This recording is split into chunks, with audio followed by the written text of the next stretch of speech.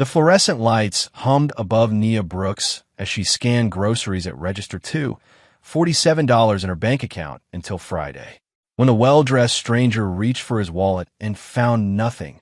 Other customers turned hostile. Nia made a split-second decision, swiping her own card for $18 she desperately needed for rent, bills, and her brother's tuition. The store fell silent. The stranger studied her face like he was solving a puzzle, thanking her with words heavier than simple gratitude. What Nia didn't know was that she hadn't just helped a random customer. She'd unknowingly passed a test set by a man with power, grief, and a mission to prove that character still mattered in a world that had forgotten how to care. Just before we get back to it, I'd love to know where you're watching from today, and if you're enjoying these stories, make sure you're subscribed. The fluorescent lights hummed their familiar tune above Nia Brooks as she scanned another box of cereal across the register. It was 3 in the afternoon on a Tuesday, and her feet already ached from standing since 6 that morning. She clocked in early to cover for Janet, who'd called in sick again, which meant Nia would be here until closing at 10. Another 16-hour day in a week that had been full of them. That'll be $42.75, Nia said with a smile that had become automatic over the past 3 years working at Henderson's Market. The customer, a regular named Mrs. Patterson, fumbled through her coupon organizer while Nia waited patiently. "You're always so sweet, dear," Mrs. Patterson said, finally producing a wrinkled discount slip. "Not like that grumpy fellow at Register 4. Nia simply nodded and processed the coupon, reducing the total by $3. She handed over the receipt and helped bag the groceries, even though bagging wasn't technically part of her register duties anymore. It was just who she was. As Mrs. Patterson shuffled away with her cart, Nia allowed herself a brief moment to stretch her shoulders. Her phone buzzed in her pocket, but she already knew what it was. Another reminder about the electric bill. Another notification about Malik's tuition payment coming due. Another weight pressing down on shoulders that were already carrying too much. "Nia, you got a second?" Tyler approached from the produce section, his green apron stained with what looked like berry juice. He'd been working at Henderson's for about 8 months now, always friendly, always offering to swap shifts when she needed it.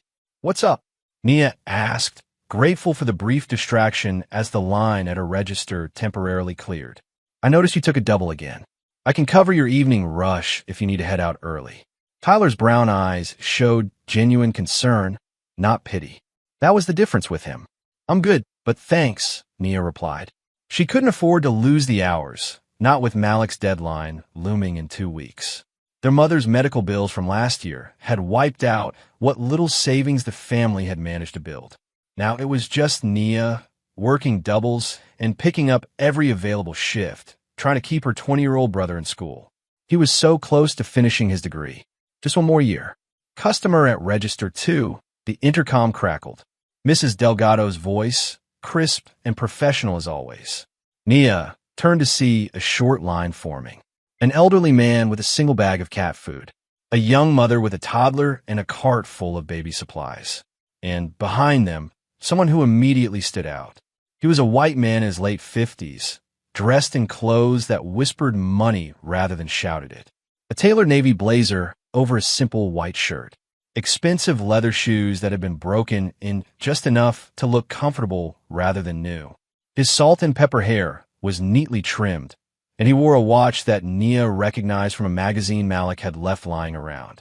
The kind that cost more than she made in 6 months. But it wasn't his appearance that caught her attention. It was the way he moved through the store. He wasn't in a hurry like most customers. He walked slowly, observing everything. The displays, the other shoppers, the employees restocking shelves. Like he was looking for something specific, but couldn't quite put his finger on what it was. Nia processed the elderly man's cat food and helped the young mother with her groceries, making silly faces at the toddler that earned her a giggle. Then the well-dressed stranger stepped forward, placing his items on the belt. A loaf of whole wheat bread, 2 cans of chicken noodle soup, a small bag of apples, a container of orange juice. Basic items. Nothing that matched the obvious wealth suggested by everything else about him. "Good afternoon." Nia greeted him with the same warm smile she gave everyone. "Afternoon," he replied. His voice was calm, measured. He watched her scan each item with an attention that felt unusual but not uncomfortable. The total came to $18.43. Nia announced it and waited while the man reached for his back pocket, then his other pocket, then his jacket pockets. His expression shifted from casual to confused to embarrassed. "I apologize," he said quietly. "I seem to have left my wallet at home." Nia had seen this before, though usually with customers who looked far less put together. "Do you have a phone payment set up? Apple Pay or something like that?" The man checked his phone and shook his head. "I don't have that configured. I'm sorry, I'll just have to come back." Behind him, the line had grown. 7 people now, and Nia could feel their impatience radiating forward like heat from an oven. "Are you serious right now?" A voice cut through the murmur of the waiting customers. Nia looked past the stranger to see a middle-aged woman in yoga pants and a designer jacket. "You come into a store and waste everyone's time because you forgot your wallet?" The stranger turned slightly, his expression remaining composed. "I understand the inconvenience. I'll step aside." "Sure you will," the woman continued, louder now. "Let me guess, you'll come back with some story about how you're too important to remember basic things like bringing money to a grocery store." "Ma'am, please," Nia interjected gently. "It happens sometimes. We can just void the transaction and move on." But the woman wasn't finished. People like this, they think they can just snap their fingers and problems go away. Meanwhile, the rest of us have to wait in line like normal human beings. A man further back muttered something about rich people acting entitled. The energy in the line shifted from impatient to hostile. Nia saw the stranger's jaw tighten just slightly, the only crack in his composed exterior. In that moment, Nia made a series of rapid calculations. The total was $18.43. She had $47 in her checking account until Friday. She'd planned to buy pasta, sauce, and some chicken breasts on her way home. Nothing fancy, just enough to last until payday. If she covered this stranger's groceries, she'd have about $29 left. It would be tight, really tight, but she'd managed on less before. More than the math, though, something else pushed her toward a decision she knew was probably foolish. She remembered being 14 and watching her mother count coins at the pharmacy counter, tears in her eyes because she was $3 short for her prescription. A stranger had stepped forward that day. An older black woman in a church hat who paid the difference without saying a word, just a gentle pat on her mother's shoulder. Nia reached into her apron pocket where she kept her own wallet during shifts. "Wait," she said quietly. "I've got it." The stranger turned back to her, confusion crossing his features. "Excuse me, I'll cover it." Nia pulled out her debit card before she could change her mind. "It's not a problem. You don't have to do that." The stranger's voice carried genuine surprise, not the relieved acceptance she might have expected. "I know I don't have to." Nia swiped her card through the reader. "But it's $18. It's okay." The store seemed to fall silent. Even the woman who'd been complaining stood quiet, her mouth slightly open. The soft beep of the card reader accepting the transaction echoed in the sudden stillness. Nia handed the stranger his receipt and began bagging his groceries. Her hands moved automatically, placing the bread on top so it wouldn't get crushed, the soup cans at the bottom of the bag for stability. The stranger accepted the bag slowly, his eyes studying her face like he was trying to solve a complicated equation. "What's your name?" "Nia," she replied simply. "Nia." He repeated it carefully, as if committing it to memory. "You didn't have to do that, but I won't forget it. Thank you." There was something in his tone that made the words feel heavier than a simple thank you.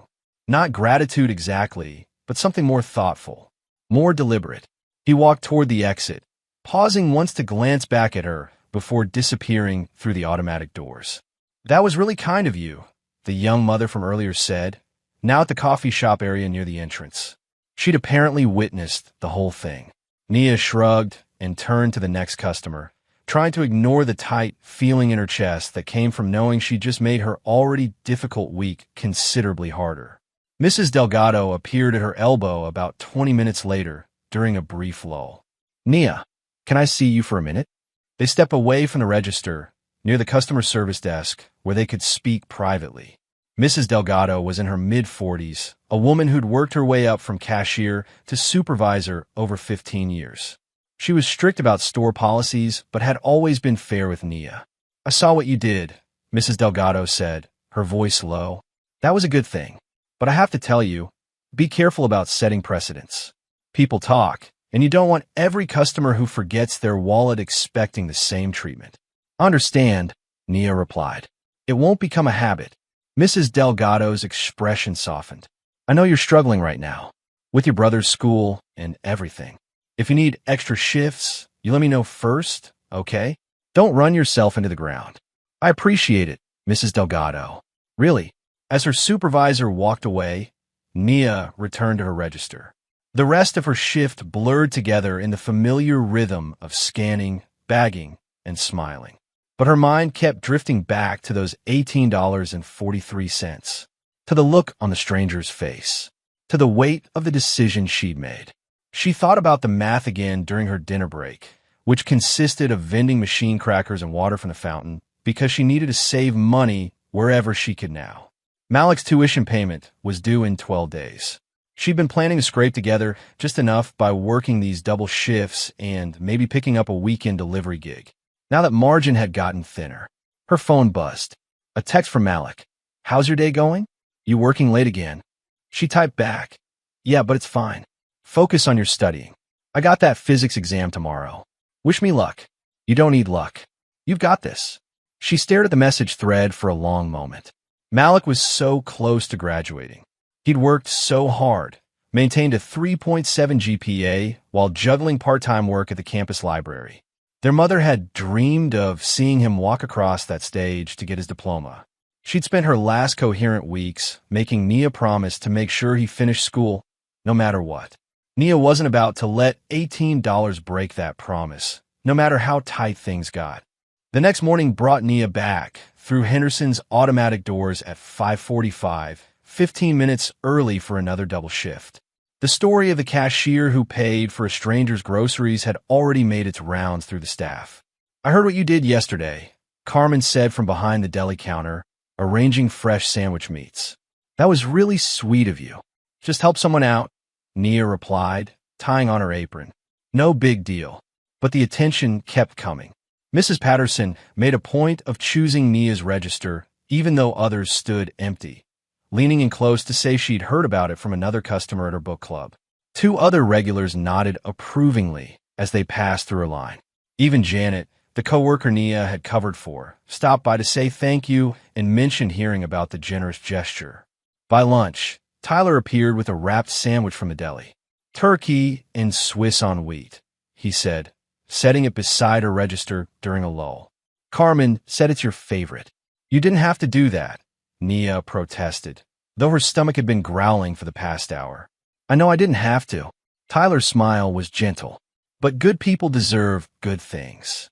Besides, I noticed you've been skipping real lunches lately. Vending machine crackers aren't exactly fuel for a double shift." The kindness hit her harder than she expected. Nia turned away quickly, busying herself with straightening the candy display so he wouldn't see the emotion welling in her eyes. Such a small gesture, but it mattered. God, it mattered. What none of them knew was the real cost of her choice. That morning's email check had brought another rent reminder, now just 4 days from due. The electric company had sent a final notice, and Malik had texted asking if she could send grocery money because he was running low and payday at the library wasn't until next week. She'd responded with a casual "of course," then spent 20 minutes recalculating which bills could wait and which absolutely couldn't. The math kept getting tighter, the margins thinner. Her checking account currently held $48.57. She had 3 more days until payday, and rent alone was $800. Around 2 in the afternoon, movement outside caught her attention. A sleek black sedan had pulled into the fire lane, hazard lights blinking. Through the tinted windows, she could make out 2 figures in conversation. One of them gestured toward the store, and Nia's breath caught when she recognized the set of his shoulders. The stranger from yesterday. He was talking animatedly with whoever sat in the driver's seat, pointing back at Henderson's Market like it was the subject of their discussion. The conversation lasted several minutes, both men nodding, the stranger making notes on his phone. Then he stepped out of the vehicle, standing there in his tailored clothes, hands in his pockets, studying the building like an architect examining a blueprint. "Nia, customers waiting." Mrs. Delgado's voice brought her back. She turned to find 3 people in line, all watching her curiously. Heat crept up her neck as she realized she'd been caught staring. She focused on her work, scanning groceries and making small talk, but her mind kept drifting to that sedan and what the conversation might have meant. The afternoon shift brought an unexpected pattern. Customers began specifically choosing her register, even when others had shorter lines. Some mentioned hearing about what she'd done. A few thanked her for being a good person. One elderly man paid for his items and then handed her a $10 bill across the counter. "This is for you," he said, "for showing kindness in a world that needs more of it." "I can't accept tips," Nia replied automatically, following the store policy Mrs. Delgado had drilled into every employee. "Then don't think of it as a tip. Use it for whatever you need. Buy yourself a coffee. Get something nice for dinner." He pressed the bill in her palm, his weathered hand warm. Sometimes we all need a little help. The money sat heavy in her pocket for the rest of her shift. Policy said she shouldn't keep it. Conscience said she desperately needed it. $10 could buy eggs, rice, and beans. It could cover the late fee on her electric bill. It could mean one less thing to worry about in a week full of worries. But not everyone approaching her register had pure intentions. Around 6:30, a guy in his mid-20s rolled up with a cart overflowing with energy drinks, frozen pizzas, bags of chips, and premium ice cream. He looked well-fed, well-dressed, and thoroughly unconcerned about anyone but himself. 6714, Nia announced after scanning everything. The guy made a show of patting his pockets, his movements theatrical and obvious. "Oh man, you know what? I totally forgot my wallet in my car. But hey, I heard you're cool about helping people out with that kind of thing." Nia recognized the manipulation immediately. The entitled smirk, the expectant tone. This wasn't someone in genuine need. This was someone trying to exploit kindness. "I'm sorry, but I can't help you today," she said calmly. "You're welcome to get your wallet from your car, or you can come back another time." His smirk vanished. "Seriously? I thought you were supposed to be all nice and helpful." "I'm nice," Nia replied, her voice steady. "But that doesn't mean I'm a bank. Have a good evening." The guy muttered something under his breath about false advertising and stormed off, abandoning his full cart right there at the register. Tyler appeared moments later, already grabbing items to return to their shelves. "Some people have nerve," he said, shaking his head. "It's okay. I expected this would happen." But the incident left a sour taste in her mouth. By the time 8 o'clock rolled around, Nia had been approached by 2 more customers with suspiciously convenient memory problems. Word had spread beyond just the store. Someone had posted about the incident on a local Facebook group, and it was getting shared around the neighborhood. "You're famous," Carmen joked during a break, showing Nia the post on her phone. The screen showed a photo someone had taken without her knowledge, Nia handing the stranger his bag of groceries. The caption read, "This amazing cashier at Henderson's paid for a customer's groceries when he forgot his wallet. We need more people like her in the world." Below it, dozens of comments praised her generosity. A few criticized her for being naive. Several people tagged friends, spreading the story further. Nia's stomach twisted looking at it.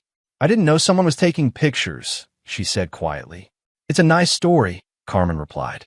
"People love this kind of thing." Nia handed back the phone, feeling exposed in a way she couldn't quite articulate.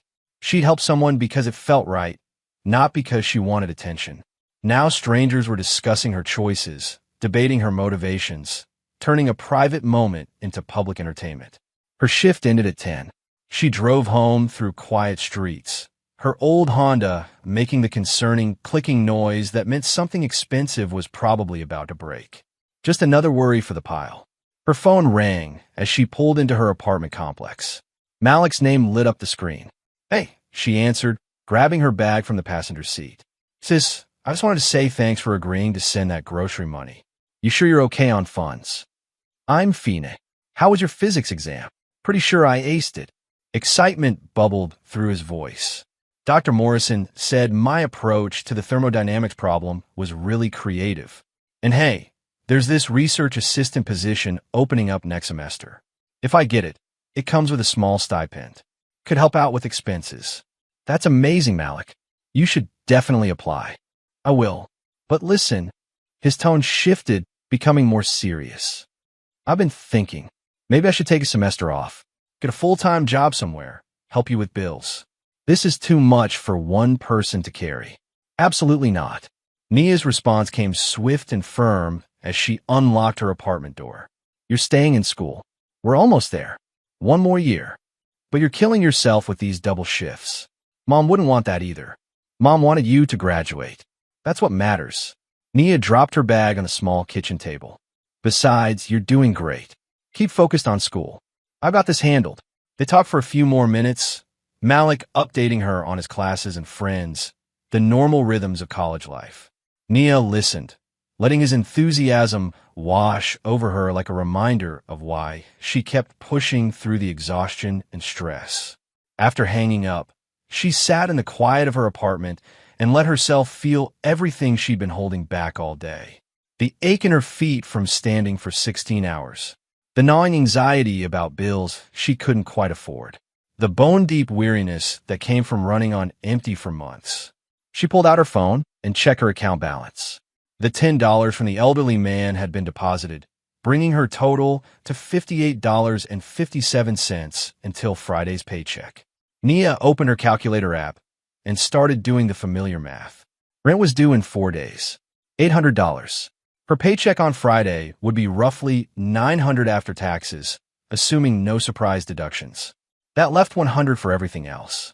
Electric bill, phone bill, gas for her car, groceries. The delivery gig money might cover some gaps if she could pick up enough runs over the weekend. It would be tight. It was always tight, but she'd make it work because she always did. The next morning brought more attention. A woman recognized Nia from the Facebook post and asked to take a selfie together. Nia politely declined, feeling her skin prickle with discomfort. Another customer loudly announced to everyone nearby that Nia was that generous cashier from the internet. Mrs. Delgado pulled her aside during lunch break, concern etched across her features. Corporate called this morning, the supervisor said quietly. They heard about what happened. They want to feature you in some customer service excellence campaign they're planning. I'd rather they didn't, Nia replied immediately. I figured you'd say that. Mrs. Delgado's expression softened. I told them you prefer to keep things low-key. But Nia, you need to know this attention isn't dying down. People are talking. Just be prepared for more of what you've been dealing with. I understand. And remember what I said about boundaries. The supervisor squeezed her shoulder gently. Not everyone who comes through that line deserves your sacrifice.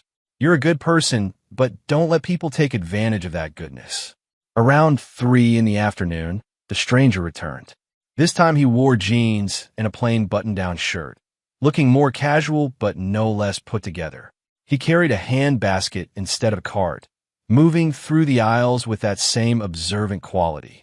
But now, when he thought no one was looking, Nia caught him watching her. Not in a threatening way, more like someone studying a painting in a museum, trying to understand what made it meaningful. He selected modest items again. A gallon of milk, a loaf of bread, a newspaper, some bananas. When he approached her register, he carried his wallet prominently in his hand, making sure she could see it. Hello again, he said, his voice carrying that same measured calm. Hi, Nia replied, scanning his items. Got your wallet today, I see. A slight smile touched his lips. Ido, thank you again for yesterday. I meant what I said about not forgetting it. It was just $18, Nia said, bagging his groceries with practiced efficiency. Maybe. He studied her face with that same evaluating expression. But it was $18 you didn't have to spare. That makes it worth considerably more than the amount. Nia's hands paused mid-reach for the milk. She looked up, surprised that he'd somehow understood the weight of what that money meant to her. Their eyes met, and she saw something there beyond simple gratitude. Assessment, curiosity, purpose. How did you know I couldn't spare it? She asked quietly. I didn't know for certain, but I recognized something in how you made the decision. There was weight to it. Thought. He pulled out exact change from his wallet. People with plenty of money to spare don't hesitate the way you did. You calculated, you weighed the cost, and you still chose kindness. The observation felt too perceptive, too knowing. Nia handed over his receipt, unsettled in a way she couldn't quite name. "Well, you're paid up now," she said, trying to lighten the moment. "So we're even." "Are we?" He accepted his bag of groceries, but something in his tone suggested he disagreed with that assessment. "Thank you, Nia. I hope the rest of your week goes well." He walked toward the exit, and Nia watched him go, that same strange feeling settling in her chest. The sense that their interaction wasn't finished. That somehow, in ways she couldn't predict, paying for those groceries had set something in motion. Tyler appeared at her side moments after the stranger left. "That was him again, wasn't it? The wallet guy?" "Yeah," Nia confirmed, still staring at the exit. "Weird that he came back. And did you notice he was watching you earlier? I saw him from the stockroom, just standing by the cereal aisle, looking over here." "Maybe he's just curious," Nia suggested, though she didn't believe it herself. What she didn't see was the stranger sitting in his car afterward, making detailed notes on his phone, or the way he nodded to himself, as if confirming some private theory, or the phone call he made to someone, his words careful and considered. Character still matters, even when no one's watching. She proved that, twice now. As Nia's shift wound toward closing time, she thought about the past 2 days. One small act of kindness had created ripples she never could have predicted. Attention she didn't want. Manipulation she'd had to reject.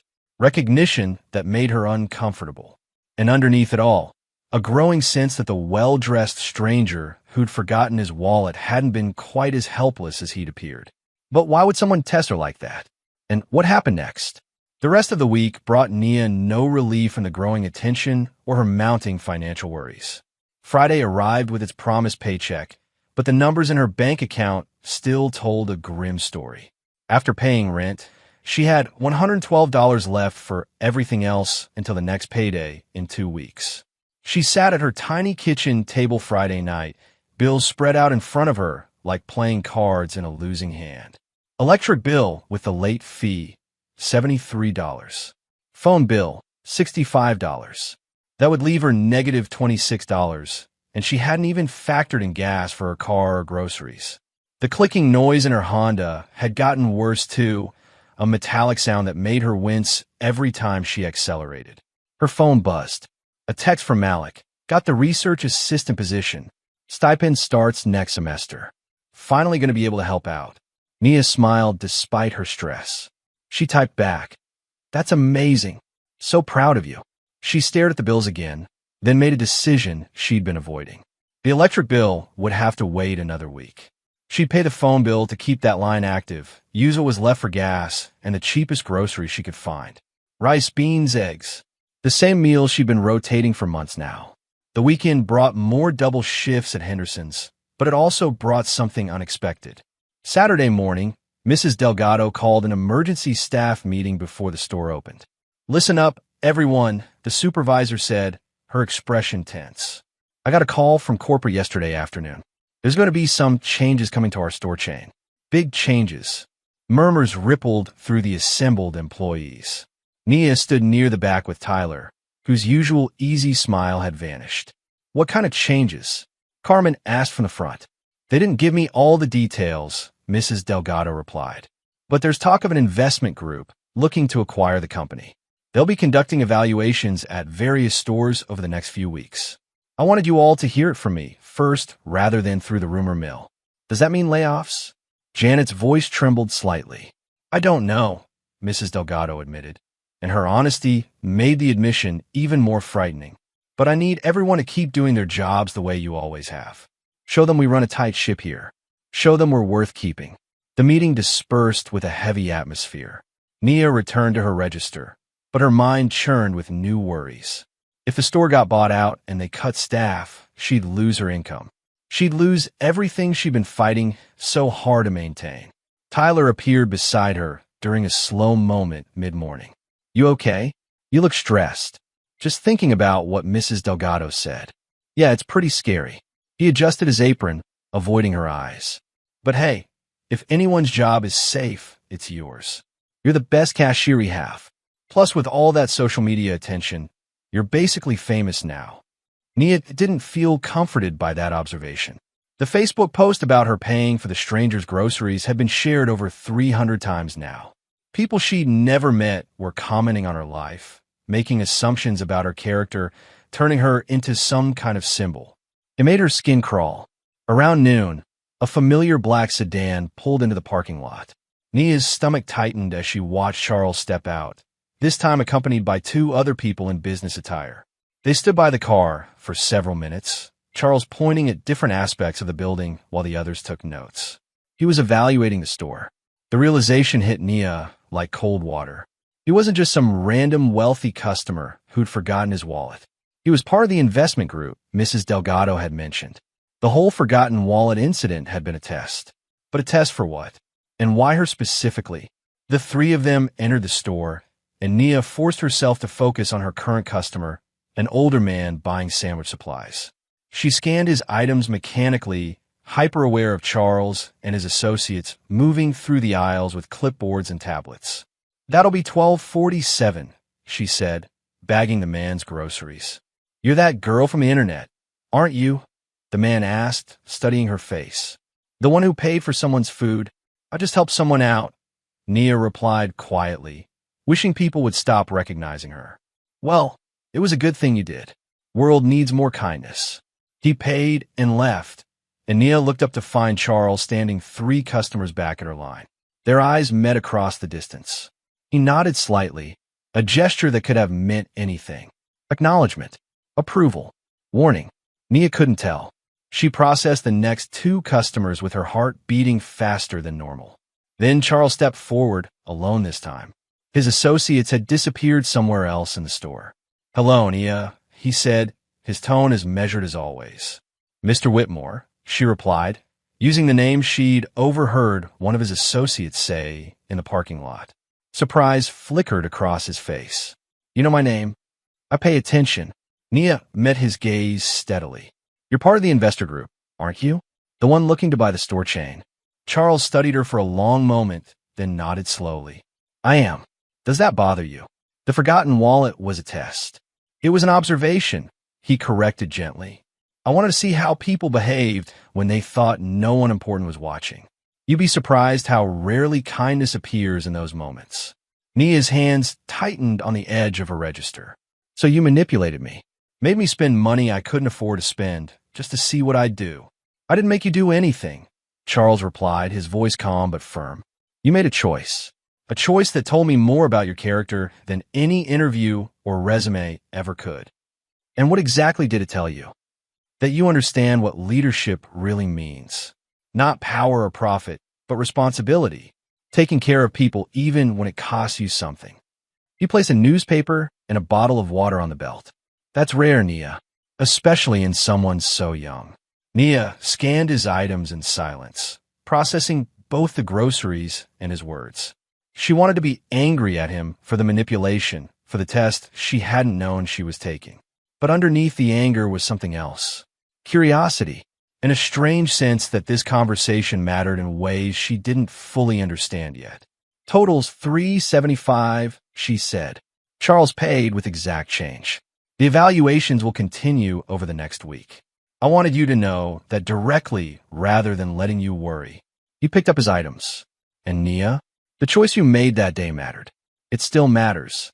He walked away before she could respond, leaving her standing there with a dozen questions and no answers. The afternoon brought a new crisis that put everything else temporarily out of mind. A young woman approached Nia's register with a crying baby and a cart full of diapers, formula, and baby food. She looked exhausted, dark circles under her eyes, her clothes rumpled like she'd been wearing them for days. "I'm so sorry," the woman said as Nia began scanning items. "I know this is going to sound terrible, but I'm about $12 short. Is there any way you could remove some items? Maybe the extra pack of diapers." Nia looked at the baby, then at the woman's desperate expression. She remembered what Mrs. Delgado had warned her about setting precedents. She remembered the guy who tried to exploit her kindness earlier in the week. But she also saw genuine need in front of her. "Actually," Nia said slowly, Let me see what I can do. She pulled out her employee discount card, which she rarely used because it only worked once per shift, and she usually saved it for her own groceries. She scanned it, reducing the total by 15%.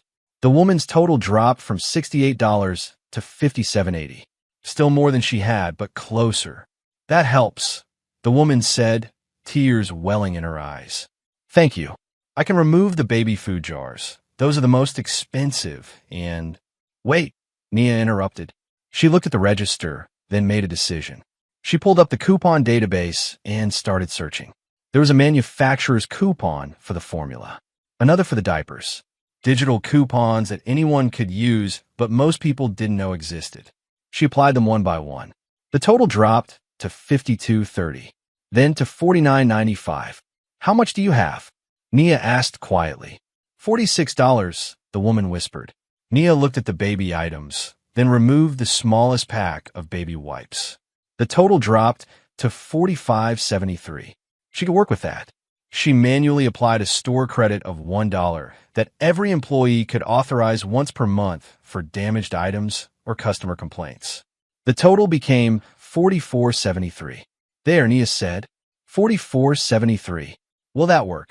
The woman stared at the register display, then at Nia, tears now flowing freely. How did you didn't have to. Baby needs to eat, Nia said simply. And you need to take care of yourself, too. There are coupons in the system. You just have to know where to look. The woman paid, collected her bags, and hugged Nia across the register despite store policy about physical contact. Thank you, she sobbed. You have no idea how much this means. As she walked away, Nia caught movement from the corner of her eye. Charles stood near the magazine rack, partially hidden behind a display. He'd witnessed the entire interaction. Their eyes met again, and this time his expression was unreadable. He nodded once, then turned and left the store. Tyler appeared moments later, having watched from the customer service desk. That was brilliant, he said quietly. The way you used the system instead of just paying for it yourself. You helped her without sacrificing what you need. I learned from my mistakes, Nia replied, but she felt shaken. Not just from helping the young mother, but from the growing certainty that Charles had been testing her again. And this time, she'd shown him something different. Not just kindness, but resourcefulness. The question was, why did he care? Sunday brought Malik to visit. He arrived at her apartment around 2 in the afternoon, carrying takeout containers from the cheap Chinese place near campus. I know you've been eating nothing but rice and eggs, he said, setting the food on her kitchen table. So I brought actual protein and vegetables. They ate together, Malik talking about his classes and the research position, while Nia listened and tried not to think about her overdue electric bill. But her brother knew her too well. You're stressed about money again, he said, setting down his chopsticks. I can see it in your face. I'm fine, Nia lid. No, you're not. And I've been thinking. Don't, Nia interrupted. Don't tell me you're going to quit school. I wasn't going to say that. Malik leaned back in his chair. But Nia, this can't keep going the way it's going. You're working yourself to death. What happens when your car finally breaks down for real? What happens if you get sick and can't work? I'll figure it out. I always do. That's not a plan. That's just hoping nothing goes wrong. Her brother's voice carried frustration and concern in equal measure. I know Mom made you promise to get me through school, but she also wouldn't want you destroying yourself to do it. Nia felt tears prick at her eyes, but refused to let them fall. One more year. That's all we need. One more year, and you'll have your degree, and everything we've sacrificed will be worth it. Malik was quiet for a long moment. Then he reached across the table and took her hand. Okay, one more year. But promise me something. What? Promise me you'll ask for help if you need it. Promise me you won't just suffer in silence because you think you have to do everything alone. Nia squeezed his hand. I promise. But even as she said it, she knew asking for help had never been easy for her. Pride, maybe, or fear that if she admitted how bad things were, everything would fall apart. Monday morning brought the corporate inspection Mrs. Delgado had warned about. 3 executives arrived in expensive suits, clipboards in hand, expressions neutral and evaluating. They walked through the store with Mrs. Delgado trailing behind, answering questions and pointing out various operational details. Nia watched from her register, noting how the supervisor's shoulders tensed with every question, how her smile became tighter as the inspection continued. This wasn't just about the store's future. It was about Mrs. Delgado's job, her livelihood, her 15 years of loyalty and hard work. Around 10 in the morning, one of the executives approached Nia's register with a basket of random items. He was white, probably in his 50s, with silver hair and the kind of confidence that came from never having to worry about money. "Good morning." Nia greeted him professionally. "Morning." He placed his items on the belt. "You're Nia Brooks, correct?" Her stomach dropped. "Yes, sir. I'm Robert Harrison, Chief Operations Officer for the acquisition team." He watched her scan his items with an intensity that made her uncomfortable. "I've heard interesting things about you." "Just doing my job, sir," Nia replied carefully. "Paying for customers' groceries is part of your job description?" The question carried an edge that wasn't quite accusatory, but wasn't friendly either. "No, sir. That was a personal choice. A choice that's generated quite a bit of social media attention for this store location." He pulled out his wallet. "Some of my colleagues think that kind of publicity is valuable. Others think it sets a problematic precedent. What do you think?" Nia met his eyes steadily. "I think I saw someone who needed help, and I helped them. The attention was never the point. But it happened anyway. And now every customer who comes through this store knows about you. Some probably hoping for similar treatment." He paid for his items. "How do you handle that pressure?" "By remembering why I did it in the first place," Nia said, "and by setting boundaries when people try to take advantage." Harrison studied her for another moment, then nodded. "Thank you, Ms. Brooks. That'll be all." He walked away, and Nia felt like she'd just taken another test she hadn't known was coming. Tyler appeared beside her minutes later. "What did he want?" Tyler asked, concern creasing his forehead. "To ask me about the grocery incident. Did it seem good or bad?" "I honestly can't tell." The executive spent another 2 hours in the store, examining inventory systems, questioning employees, reviewing financial records with Mrs. Delgado in the back office. When they finally left, the supervisor emerged looking pale and shaken. She gathered the staff for another brief meeting during the afternoon lull. "They'll be making their recommendations to the investors by the end of the week," Mrs. Delgado said, her voice tight. "After that, we'll know what happens to us. In the meantime, keep working. Keep being the excellent employees you've always been." Nobody spoke. The worry hung thick in the air like humidity before storm. That evening, as Nia was preparing to clock out, Mrs. Delgado pulled her aside near the employee break room. "I need to talk to you about something," the supervisor said quietly. "The executives made some comments during the inspection. About you specifically." Nia's heart sank. "Bad comments?" "Mixed." Mrs. Delgado crossed her arms. "Harrison thinks you're a liability. Says the grocery incident shows poor judgment and could encourage other employees to make unauthorized financial decisions. But there was another investor who observed you today. He disagreed with Harrison's assessment." "Charles Whitmore," Nia said. Mrs. Delgado nodded. "You know him? He's the one whose groceries I paid for." The supervisor's eyes widened. "You're kidding." "I wish I was." Nia leaned against the wall, suddenly exhausted. "What did he say?" "That you demonstrated exactly the kind of employee leadership they should be cultivating, not eliminating. That resourcefulness and compassion aren't weaknesses in customer service, they're strengths." Mrs. Delgado paused. "He also said something strange. He said you reminded him why he got into this business in the first place." Nia didn't know what to say to that. "Listen to me, Nia." The supervisor's voice became firm. "I don't know what's going to happen with this acquisition, but I do know you've got someone powerful in your corner. Use that wisely." After her shift, Nia sat in her car in the parking lot for a long time, processing everything. Charles had defended her to the other investors. He positioned her actions as leadership rather than foolishness. But why? What did he gain from supporting her? Her phone rang. Unknown number. She almost didn't answer, but something made her pick up. "Hello. Ms. Brooks, this is Charles Whitmore." His voice was calm, professional. "I apologize for calling outside of work hours, but I wanted to speak with you directly." "What did you get my number?" "From the employee directory Mrs. Delgado provided. I hope you don't mind." He paused. I wanted you to know that the board will be making decisions about the Henderson's market chain this week.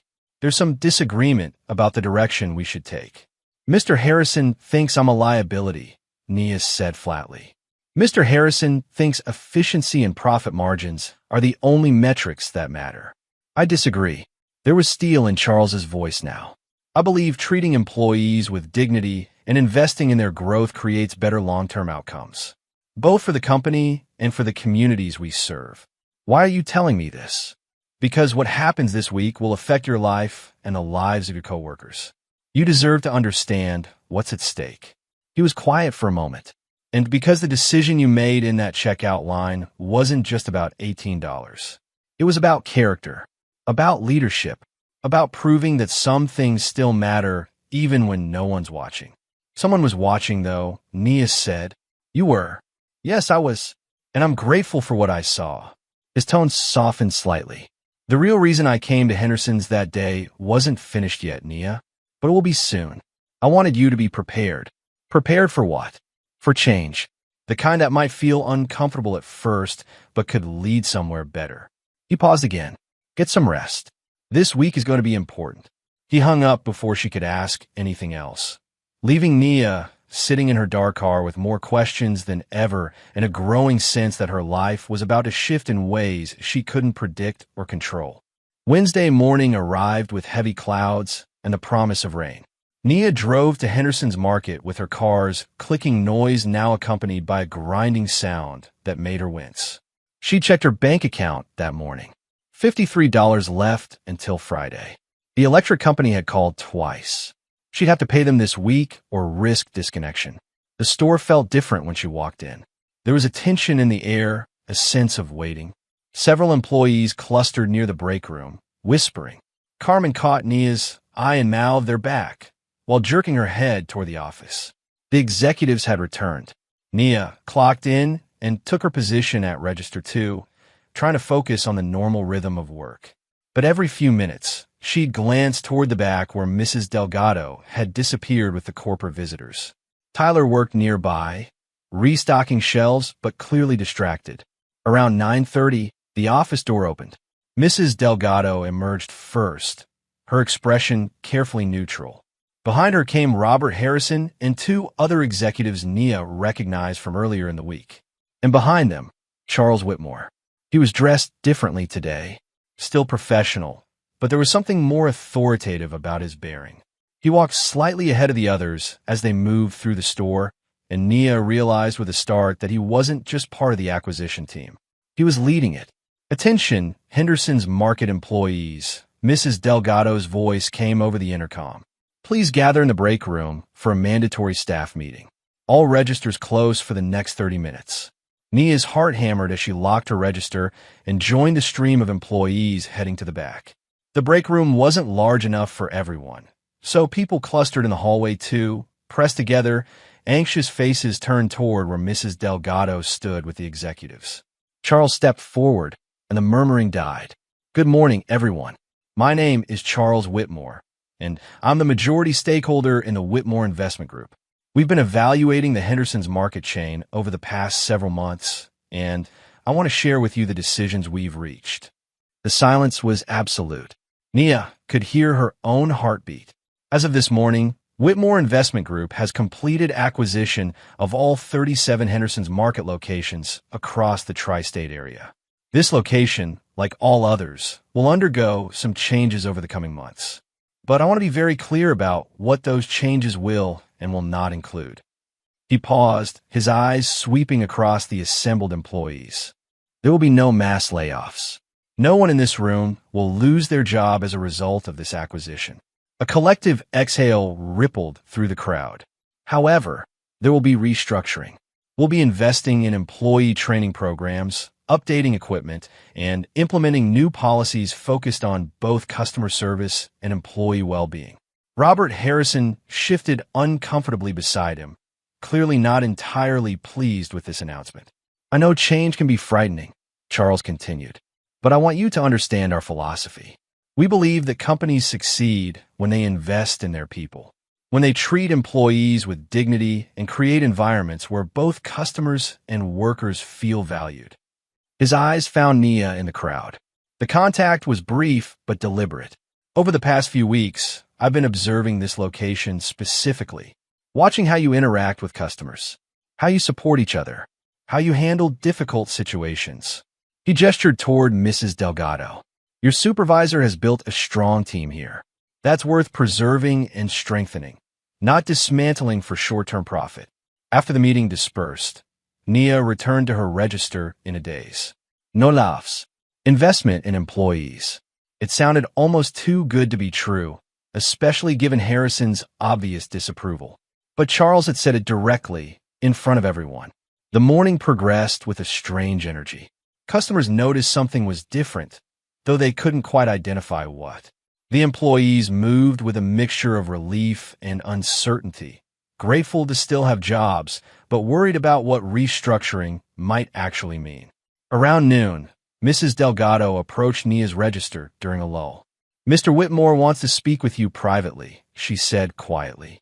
In my office. I'll cover your register. Nia's stomach flipped. Did I do something wrong? I don't think so. But he specifically asked for you. Mrs. Delgado's expression was impossible to read. Go on. Don't keep him waiting. The walk to the supervisor's office felt longer than it should have. Nia knocked on the door frame, and Charles looked up from where he sat reviewing documents at Mrs. Delgado's desk. Nia, come in. Close the door, please. She did, then stood awkwardly by the door. Charles gestured to the chair across from him. Seat. This isn't a reprimand. His tone was gentler than it had been during the staff meeting. I wanted to thank you personally. Thank me? For what? For reminding me why this matters. He set down his pen. I've been in business for 32 years, Nia. Built companies, sold companies, made more money than I could spend in 3 lifetimes. But somewhere along the way, I forgot the human element.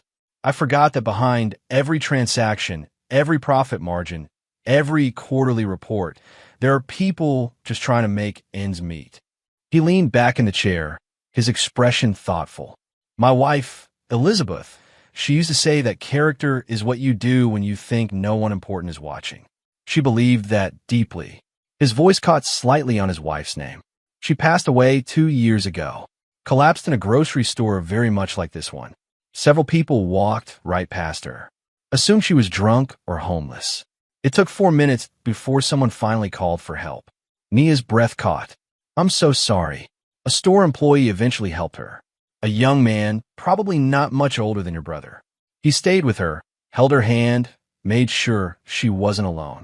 By the time the ambulance arrived, it was too late to save her, but he gave her something precious in those final moments. Dignity. Compassion. Charles met Nia's eyes. I've spent the last 2 years trying to understand how we build a society where people can watch someone die and just keep walking. And I realized it starts with how we treat each other in the small moments. In the everyday interactions that seem insignificant but actually define who we are. The forgotten wallet, Nia said softly. That was you testing whether people still care. I've done it at all 37 locations over the past year. Walked in, selected modest groceries, pretended I had no way to pay. Do you know how many employees offer to help? He held up 3 fingers. 3, including you. Most just apologized and sent me away. A few seemed annoyed. One accused me of trying to scam the store. He pulled a folder from his briefcase and opened it. But you didn't just help. You sacrificed money you genuinely couldn't afford to spare. And when I came back to observe you further, I saw you help that young mother without sacrificing yourself. You found a better solution. You showed resourcefulness along with compassion.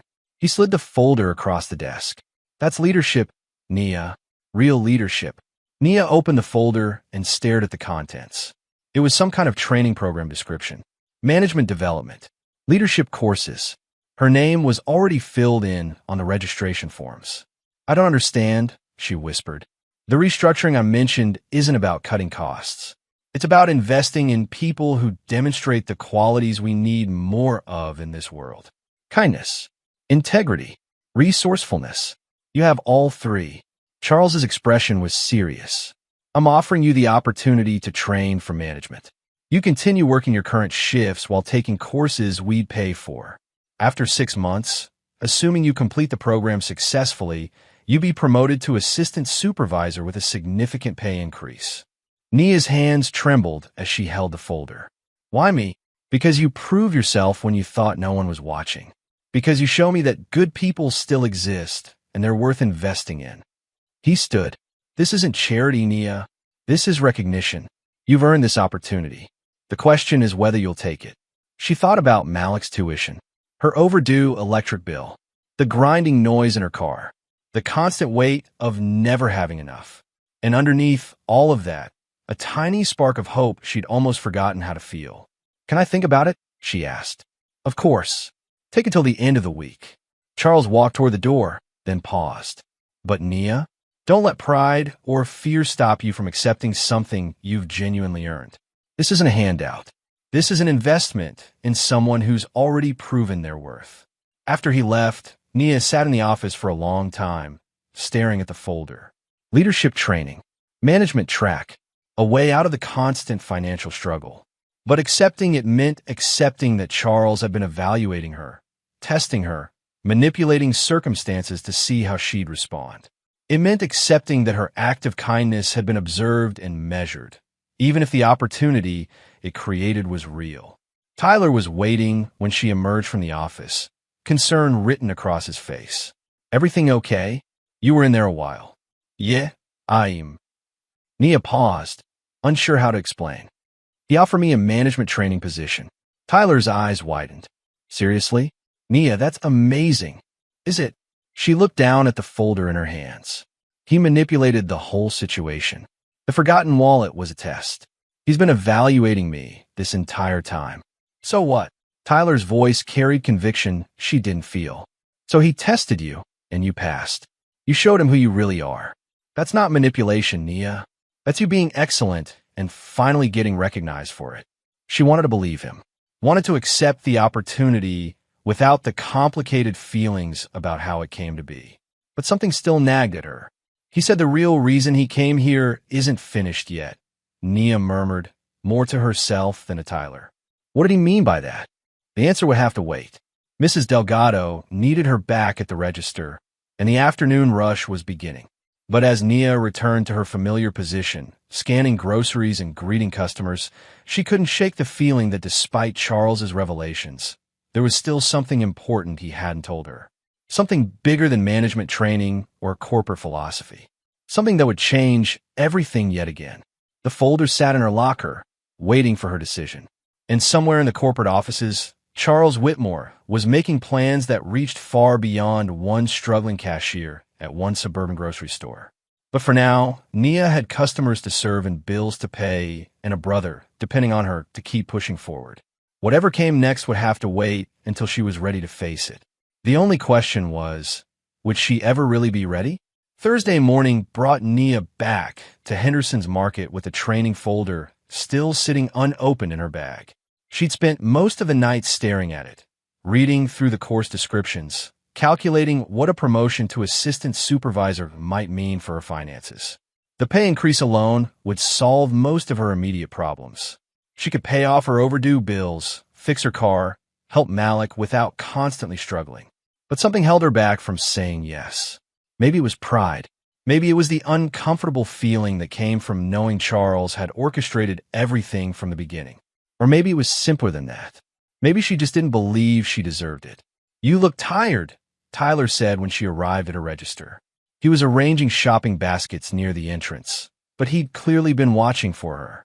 Didn't sleep much, Nia admitted. Still thinking about the training thing? Yeah. She tied on her apron and logged into her register. It just feels weird, you know? Like I'm being rewarded for something that wasn't supposed to be a performance. Tyler set down the basket he was holding and walked over. Can I tell you what I think? Sure. I think you're looking at it backwards. His voice was gentle but firm. You didn't help that guy because you wanted something from him. You helped because that's who you are.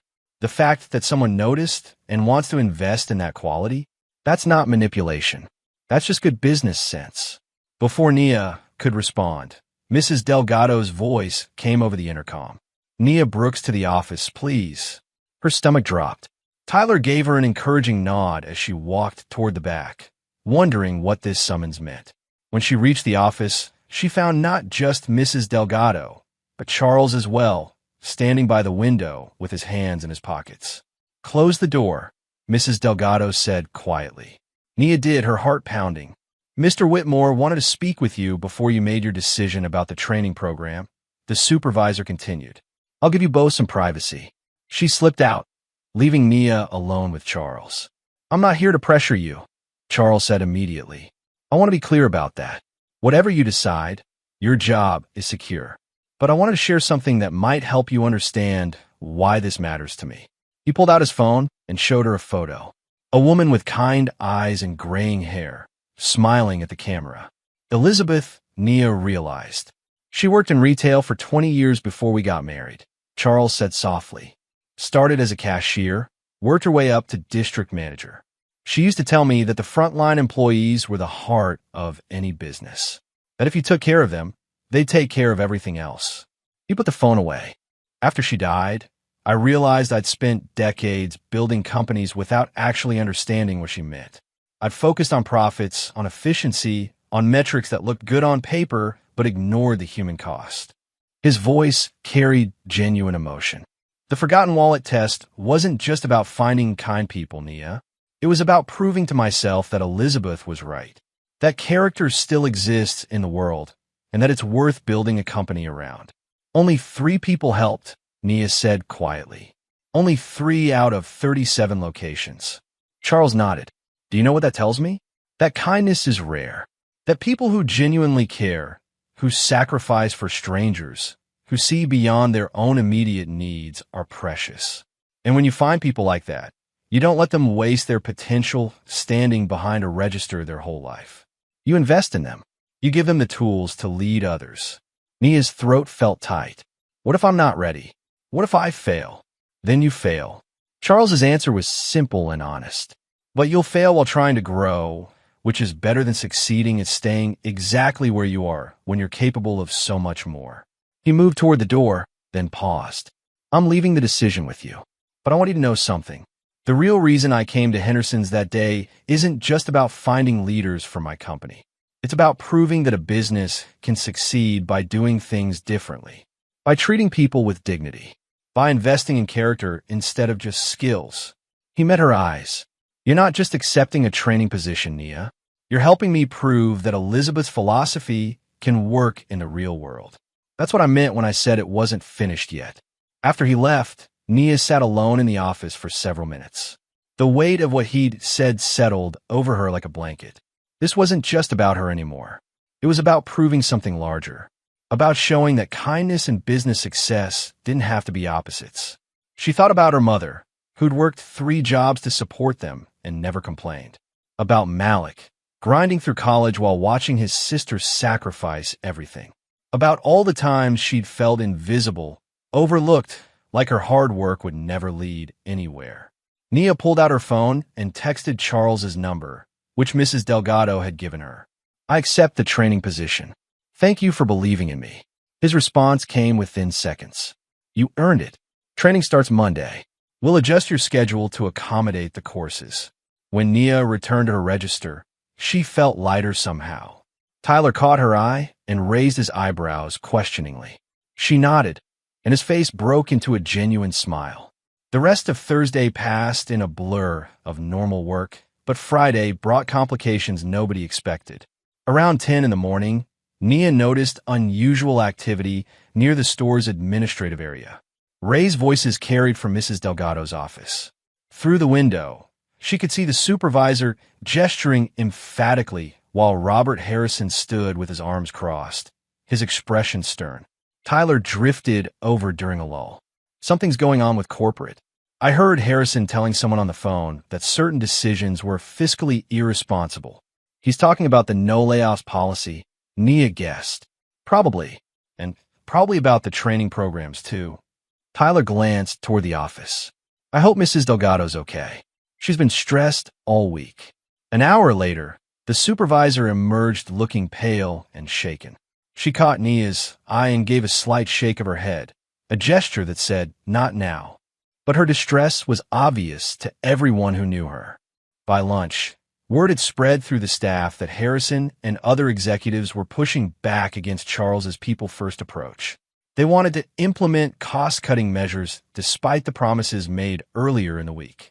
The mood in the store shifted from relief to anxiety as employees realized the acquisition might not be as positive as they'd hoped. Nia was on her break when her phone rang. Malik's name appeared on the screen. "Hey, what's up?" she answered. "Sis, I have some news." His voice carried an unusual tension. "The research position? The one with the stipend?" "Yeah, they're having budget issues. The stipend might not happen until next year." The disappointment in his voice was crushing. "I am sorry. I know you were counting on that to help with expenses." Nia closed her eyes, fighting back the frustration. "Of course. Just when things seem to be looking up, another setback. It's okay. We'll figure it out. Maybe I should look for another part-time job. Or, no, niente rapti fermi. You focus on school. The training position comes with a small pay increase even before the promotion. We'll be fine." But after hanging up, she sat in her car and let herself feel the weight of it all. The electric company had threatened disconnection again. Her car's grinding noise had gotten worse, and a mechanic had quoted her $800 for the repair. And now Malik's stipend was delayed indefinitely. The training position would help, but it wouldn't solve everything immediately. She was still treading water, just in slightly shallower depths. When she returned inside, Mrs. Delgado was waiting near the break room. "Nia, do you have a minute?" They stepped into the empty room, and the supervisor closed the door. "I need to be honest with you about something," Mrs. Delgado said, her voice low. "Harrison and several other board members are fighting Charles's restructuring plan. They think it's too expensive, too idealistic. They want to implement traditional cost-cutting measures. Layoffs," Nia said flatly. "Layoffs. Reduced benefits. Elimination of training programs." Mrs. Delgado's jaw tightened. "They're specifically targeting your program as an example of wasteful spending. Harrison's been arguing that promoting a cashier with no management experience is poor business practice." Nia felt her stomach drop. "So the training might not happen? Charles is fighting for it. For you specifically. But he's facing significant opposition from his own board." The supervisor met her eyes. "I wanted you to know because you deserve to understand the situation. Don't make any financial decisions based on that promotion until we know it's secure." The rest of Friday felt surreal. Nia went through the motions of work while her mind churned with worry. She'd allowed herself to hope, and now that hope was crumbling before she'd even started the training. Saturday brought another unexpected visitor.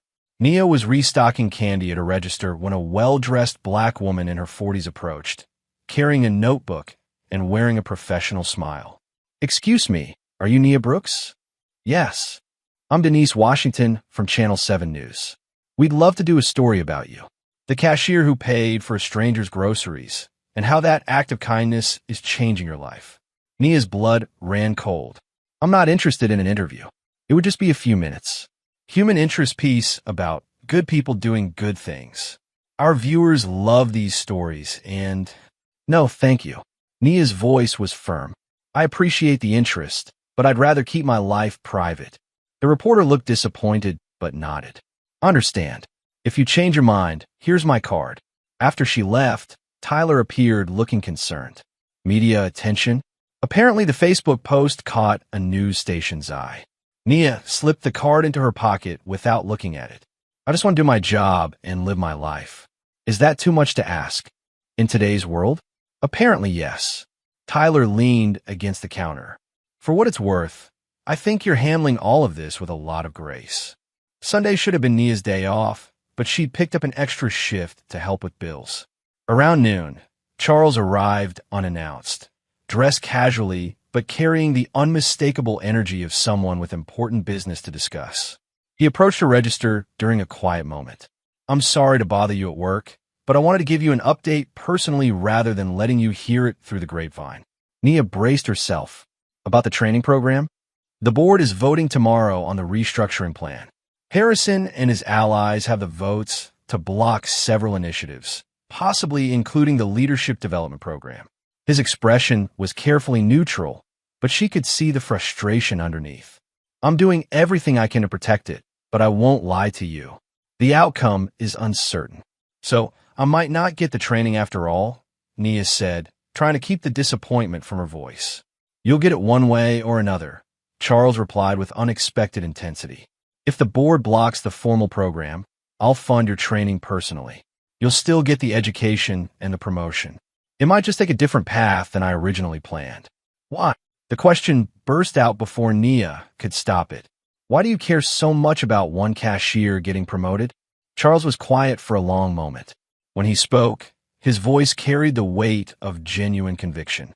Because if I can't make this work for you, someone who genuinely deserves the opportunity, then everything I've been trying to prove about running a business differently is just empty philosophy. You're not just one cashier, Nia. You're the test case for whether character and competence can triumph over traditional metrics and bottom-line thinking. He paid for his items and left, and Nia stood there processing what he'd said. She wasn't just accepting a job opportunity. She was becoming a symbol in a much larger corporate battle about values and business practices. The pressure of that realization was almost overwhelming. Monday arrived with the tension of waiting for a verdict. Nia went through her shift mechanically, scanning groceries and making small talk with customers while her mind was elsewhere. The board meeting was happening somewhere in a corporate office, and the outcome would determine whether her life changed for the better or stayed exactly as difficult as it had always been. Tyler kept finding excuses to check on her. Carmen brought her coffee without being asked.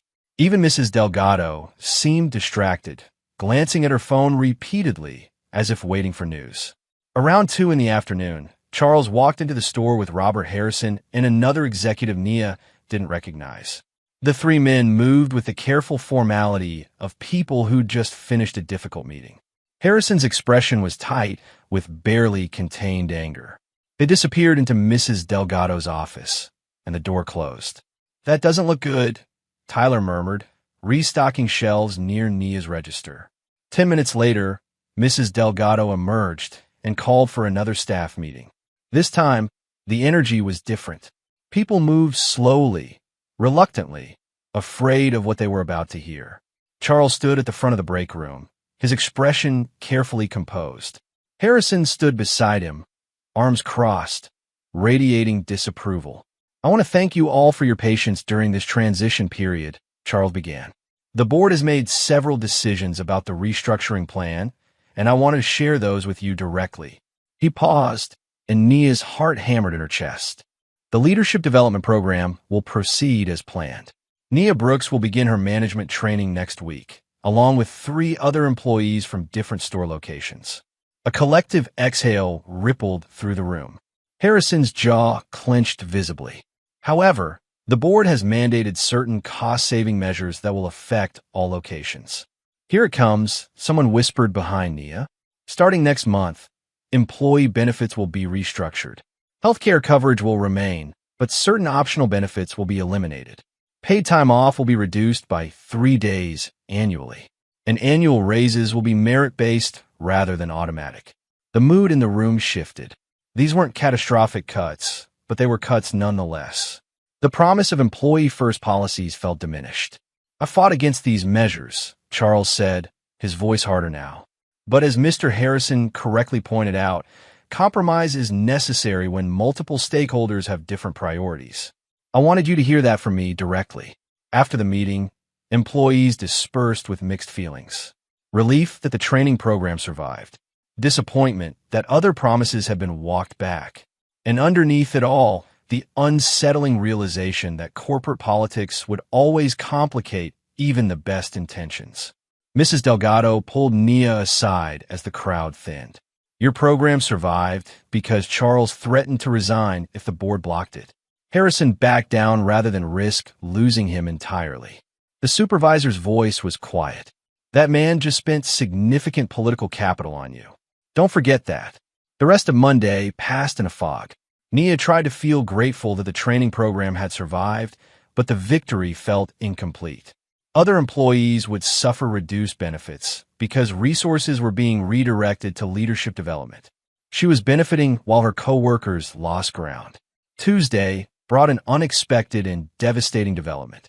Nia was processing a customer's groceries when her phone buzzed with an urgent text from Tyler. Check Facebook. Now.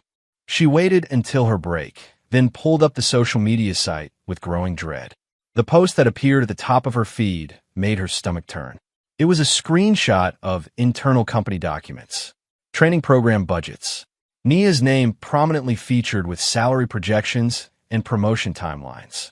And below it, a caption from an anonymous source claiming that Nia had manipulated the situation from the beginning, that she deliberately targeted a wealthy customer, staged the generous act, and used social media attention to secure a promotion she didn't deserve. The post had been shared hundreds of times. Comments ranged from supportive to viciously accusatory. People who'd never met her were debating her character, her motives, her worthiness. Nia's hand shook as she scrolled through the comments. Someone had leaked confidential information and weaponized it against her. But who? And why?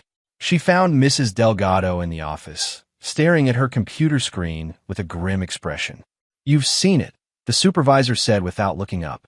"Who did this?" Nia's voice came out smaller than she intended. "We don't know yet, but corporate security is investigating." Mrs. Delgado finally met her eyes. "Nia, I need you to understand something. This is a deliberate attack. Someone wants to undermine the leadership program by destroying your credibility." "Harrison," Nia whispered. "We can't prove it. But yes, that's the leading theory." The supervisor's expression hardened. He's been opposed to Charles's approach from the beginning. This is his way of fighting back. Nia felt nauseous. "What do I do?" "Nothing. You do absolutely nothing." Mrs. Delgado's voice was firm. "Don't respond to comments. Don't defend yourself publicly. Don't give them any ammunition. Charles is handling this at the corporate level." But doing nothing felt impossible when customers started treating her differently. Some were supportive, going out of their way to tell her they believed in her. Others were cold, suspicious, treating her like a scam artist who'd gamed the system. By Wednesday, the situation had escalated further. A blogger had picked up the story, writing a think piece about performance kindness and how social media had corrupted genuine acts of generosity.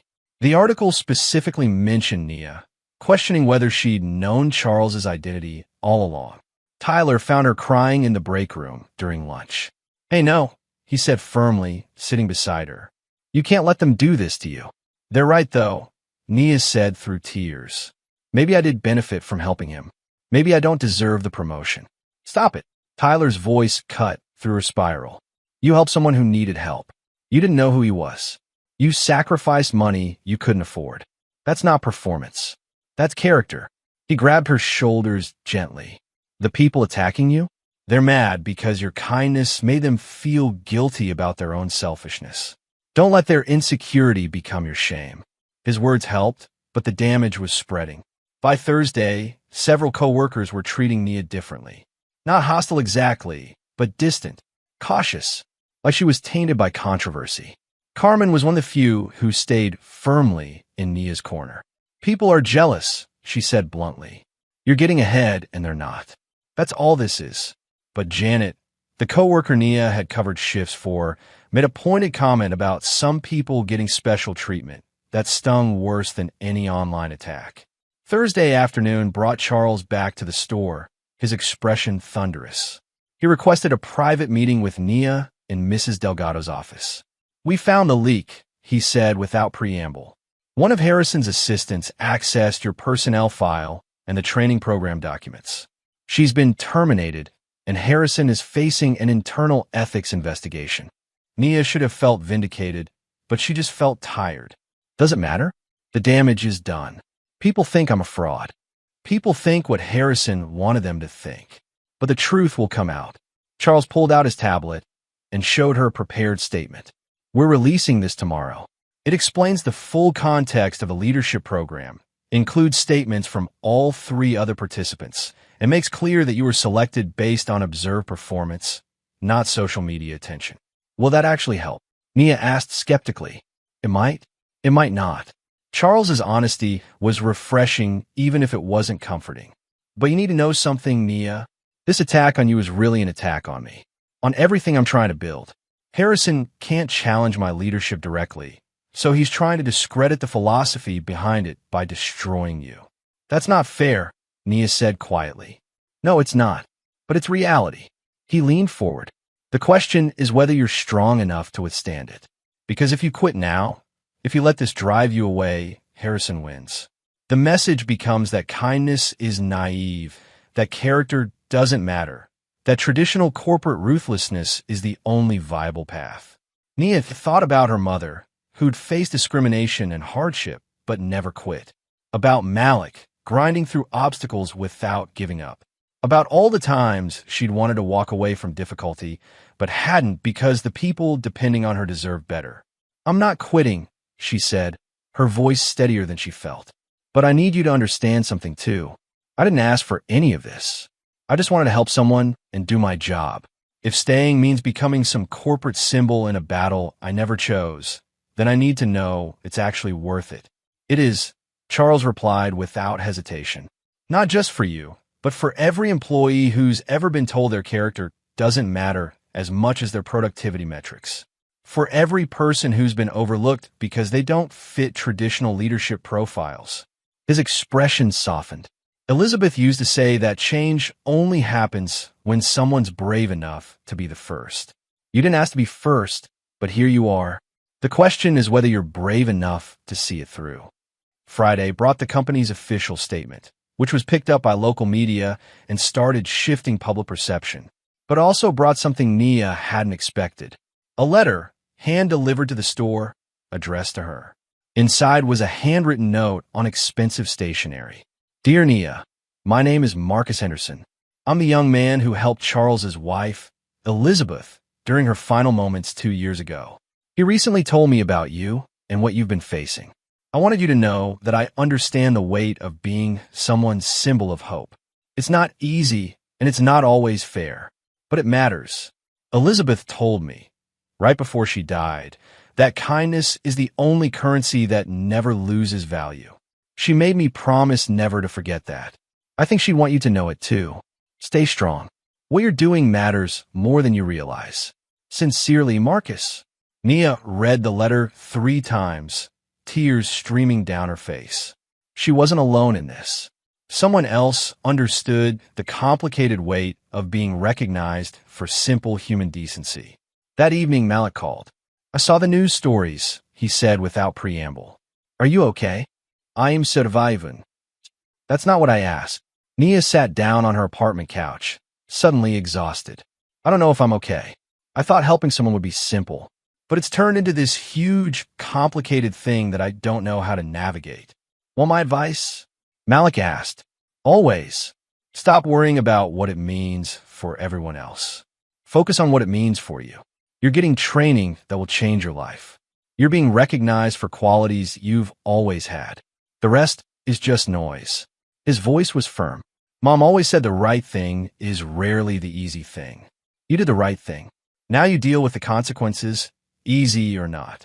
After they hung up, Nia sat in the quiet of her apartment and let his words settle over her. He was right.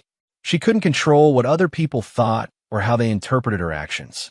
She could only control whether she moved forward or let fear and doubt hold her back.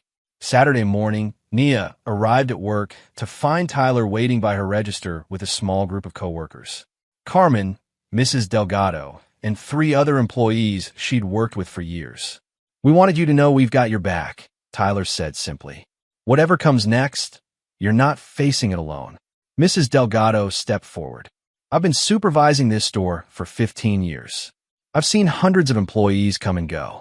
You're one of the best people I've ever worked with, and that has nothing to do with viral posts or corporate politics. It's just who you are. Nia felt tears well up again, but this time they were different. Not from stress or sadness, but from gratitude. She wasn't alone. Even in the middle of corporate warfare and public scrutiny, people who actually knew her stood beside her. Thank you, she managed to say. All of you. I don't know how to express how much this means. Then don't, Carmen said practically. Just keep being you. That's all any of us need.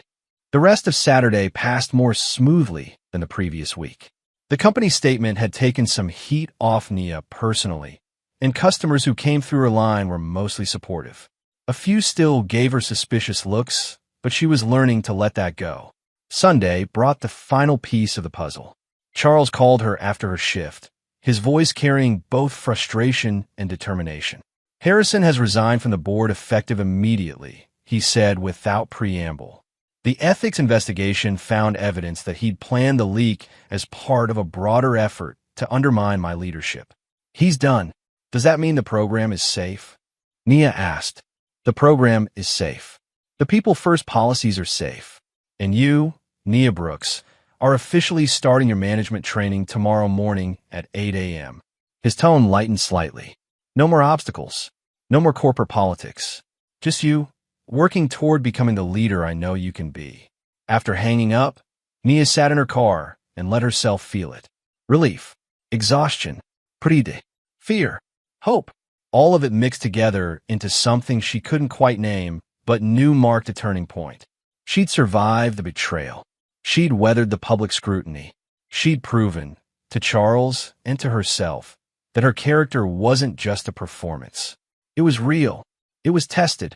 And it was strong enough to carry her forward into whatever came next. Monday morning would bring new challenges. But for the first time in months, Nia felt ready to face them. Monday morning arrived with Nia standing outside the Henderson's Market Corporate Training Center, a modern building she'd driven past countless times without ever imagining she'd walk through its doors. She wore her best interview outfit, a simple navy dress she'd bought on clearance 3 years ago, and carried a notebook Tyler had given her as a good luck gift. The training room held 3 other people, 2 women and 1 man, all looking as nervous as Nia felt. They introduced themselves during the coffee break. Sandra, a cashier from the downtown location who'd helped an elderly customer find affordable medication. Marcus, a stock clerk who'd stayed late to help a single father whose car had broken down in the parking lot. And Jessica, a deli worker who'd organized a food drive when she noticed regular customers struggling. Charles had found kindness in the most unexpected places, and now he was investing in it. The training itself was intense. Business fundamentals, leadership psychology, conflict resolution, financial management. Real courses taught by actual professors, not corporate cheerleading sessions. Nia's brain hurt by the end of the first day, but it was a good hurt. The kind that came from genuine learning. She continued her cashier shifts 3 days a week while attending training the other 4. The schedule was exhausting, but the small pay increase that came with the program helped immediately. She paid her overdue electric bill the first week, started saving for her car repair the second. By the 3rd week, she could actually buy fresh vegetables instead of just rice and beans. The transformation wasn't overnight. It was gradual, earned through effort and discipline. Tyler noticed a change in her during their overlapping shifts. "You seem lighter," he said one afternoon while restocking near her register. "I feel lighter," Nia admitted. "For the first time in years, I'm not drowning. I'm actually moving forward." But accepting opportunity didn't mean abandoning who she was. Nia kept her cashier shifts specifically to stay grounded, to remember the daily struggles of frontline work. She'd seen too many managers forget what it felt like to stand for 8 hours or deal with difficult customers. She wouldn't make that mistake. Mrs. Delgado's story was unfolding differently, but equally meaningful. 6 weeks into the restructuring, Charles promoted her to regional supervisor overseeing 5 store locations. It was recognition she'd deserved for years, but had been denied by previous management focused only on numbers rather than leadership quality. "I never thought this would happen," Mrs. Delgado confided to Nia during a training session where she'd been invited to speak about her management philosophy. "I'd accepted that I'd reached my ceiling. That good work would be noticed, but not rewarded. Charles proved me wrong." Tyler's transformation was quieter, but no less significant. Inspired by watching Nia's journey, he enrolled in community college business courses and applied for a supervisor trainee position. His natural kindness and work ethic caught attention he'd never sought, and suddenly doors were opening for him too. "You started something," he told Nia one evening as they locked up the store together. "People are realizing that being good at your job and being a good person aren't mutually exclusive." The community impact rippled outward in unexpected ways. Customers who'd witnessed Nia's original act of kindness started their own small gestures. A regular began paying for the person behind her in line once a month. A local business owner set up a fund to help Henderson's employees facing financial emergencies. The culture around the store was slowly, tangibly changing. Malik's update came during week 8 of training. The stipend situation resolved, he told Nia over dinner at her apartment, which now had actual furniture instead of just the bare minimum. Starts next month, and I got a scholarship application approved. Between that and the research position, I can actually help with expenses next semester. You focus on school, Nia replied, but her heart felt full. The constant terror of not having enough was finally easing. Charles visited the training center during week 10 to observe the participants' progress. He pulled Nia aside afterward, genuine pride in his expression. "You're excelling," he said simply. "The instructors tell me you're asking the best questions, pushing yourself harder than anyone else. I'm not surprised, but I'm grateful." "I'm grateful too," Nia replied honestly. "This opportunity changed my life. But I need to tell you something." "What's that?" "I'm never going to forget what it felt like to struggle. Even when I'm promoted, even when I'm making more money, I'm going to remember what it's like to choose between bills, to sacrifice for people you love, to feel invisible." She met his eyes steadily. "That's going to make me a better leader than someone who never lived it." Charles smiled. It was the warmest expression she'd seen from him. "Elizabeth would have liked you very much." She believed the same thing. The training program concluded after 6 months with a formal evaluation. All 4 participants passed, but Nia scored highest in leadership assessment and practical application. The promotion to assistant supervisor came with a formal ceremony that felt both wonderful and slightly embarrassing. Standing at the front of the Henderson's market conference room, accepting her new title from Charles while her coworkers applauded, Nia thought about how far she'd come. From a struggling cashier, sacrificing $18 she couldn't afford, to a leader being trusted with actual responsibility. The journey hadn't been a fairy tale. There had been no magic moment where everything suddenly became perfect. Just steady, difficult work that gradually built something better. 3 months into her role as assistant supervisor, Nia stood in the store reviewing inventory reports when she noticed a familiar pattern. A cashier named David had been consistently late with his paperwork, missing shifts, looking exhausted. She remembered being in that position herself, drowning but too proud to ask for help. She called him into the office. "Everything okay?" she asked gently. David's resistance crumbled immediately. "My mom got sick. Medical bills are crushing us. I've been working a second job at night, and I'm barely keeping up." Nia listened, then did what Charles had done for her. She didn't hand him money. She gave him resources, information about employee assistance programs she'd helped develop, flexible scheduling options, a connection to a financial counselor who worked with the company. "You don't have to drown alone," she told him. "That's what I learned. Asking for help isn't weakness. It's wisdom." A week later, David thanked her with tears in his eyes. The assistance program had covered his mother's medication costs. The flexible schedule let him manage both jobs without burning out. He was surviving because someone noticed and cared. That was Nia's leadership style. Attention, compassion, but also structure and accountability. She demanded excellence from her team while making sure they had the support to achieve it. Mrs. Delgado visited the store one afternoon, observing Nia's work with obvious pride. "You're a natural," the regional supervisor said. "The employees respect you because you've walked in their shoes. That's invaluable." Tyler's journey had advanced too. He'd completed his community college courses and was now training for an assistant manager position at another location. They'd remained close friends, supporting each other's growth. "Remember when you were just a nice cashier who helped everyone?" Tyler joked during a lunch break they'd scheduled to catch up. "I'm still that person," Nia replied, "just with better health insurance." The store culture transformation was measurable now. Employee turnover had dropped 40%. Customer satisfaction scores were the highest in the region. And most telling, 3 other employees had been nominated for leadership development based on demonstrated character, not just performance metrics. Charles's philosophy was working. Slowly, imperfectly, but genuinely. Malik's graduation came on a bright Saturday in May. Nia sat in the university auditorium, watching her brother walk across the stage to receive his degree, and allowed herself to cry. Their mother wasn't there to see it, but they'd honored her wishes. They made it through. Afterward, Malik hugged her tight. "We did it, sis. You did it. We both did it," Nia corrected. "I just kept the lights on. You did the actual work. You did more than keep the lights on." Her brother's voice was serious.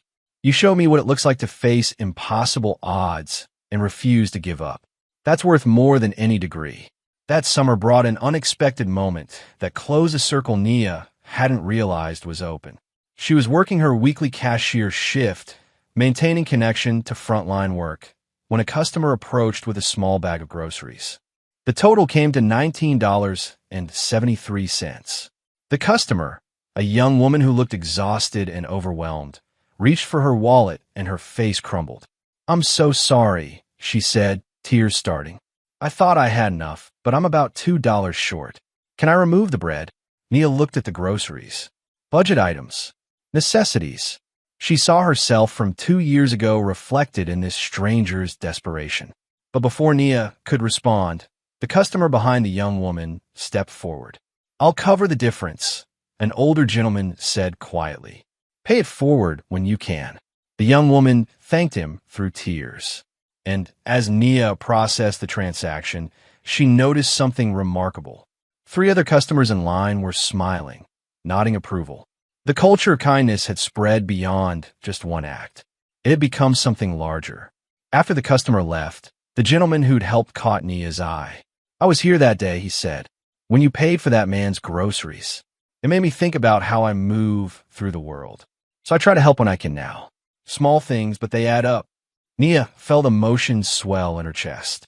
This was the impact Charles had talked about. Not just her own transformation, but ripples extending outward to touch people she'd never know. That evening, Charles called her. "I wanted to give you an update. We're expanding the leadership development program to all our retail holdings. 15 new participants starting next quarter, selected using the same criteria we use for you.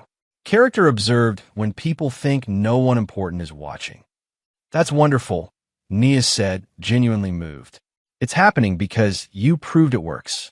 Because you showed that investing in good people creates returns that can't be measured just in profit margins." He paused. "Elizabeth would be proud." "I'm proud." 6 months later, Nia received another promotion.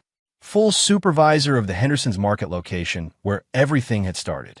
The same store where she'd struggled as a cashier now operated under her leadership. Her first act as supervisor was creating an emergency fund for employees facing unexpected financial crises. Small amounts, administered discreetly, designed to help people the way she wished someone had helped her. The second act was instituting what she called dignity meetings. Monthly check-ins where any employee could request time with her privately to discuss struggles, ideas, or concerns. Not performance reviews. Just human conversations that acknowledged everyone's humanity. Tyler visited for the ribbon-cutting ceremony when the store received an award for employee satisfaction and community impact. "Look at you," he said, gesturing at her office. "Supervisor Brooks. Sounds pretty good." "It feels pretty good," Nia admitted. "But it's also terrifying. I'm responsible for all these people now." "You've always been responsible for people," Tyler replied. "Your brother. Your co-workers. That random stranger whose groceries you paid for. Now you just have an official title and the resources to actually help." On the anniversary of the day she'd paid for Charles's groceries, Nia visited her mother's grave. She stood there in the late afternoon sun and told her mother everything. About the struggles and the breakthrough. About Malik's graduation and her promotion. About proving that kindness wasn't naive, just rare. "I kept my promise," she said quietly. "Malik graduated. We made it through. And somehow, we ended up okay. Better than okay."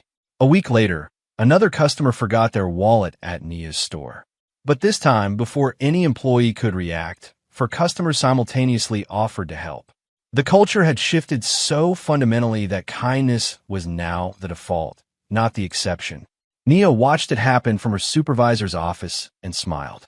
This was the lasting impact Charles had sought, not just helping one person, but changing how an entire community thought about caring for each other. That night, alone in her comfortable apartment, with furniture she'd bought herself and groceries she hadn't had to sacrifice for, Nia reflected on her journey. Kindness hadn't made her rich overnight. It hadn't solved all her problems with a magic wave, but it had made her influential, respected, secure, and most importantly, it had changed more than just one life. It had created ripples that touched people she'd never meet, in ways she'd never fully know. Charles was right. Character was what you did when you thought no one important was watching. But the truth Nia had learned was simpler and more profound. Everyone is important. Every act of kindness matters. And sometimes, the moment you think no one's watching is exactly when someone who can change your life is paying the closest attention. Not because kindness should be transactional, but because genuine compassion, the kind that costs you something, is rare enough to be precious. And when you find it, you invest in it. You nurture it. You build something better around it. That was Elizabeth's wisdom. That was Charles's mission. And now it was Nia's legacy too. If someone tested your character when you thought nobody important was watching, what would they discover about who you really are? If this story moved you, hit that like button and subscribe for more stories about ordinary people facing extraordinary choices.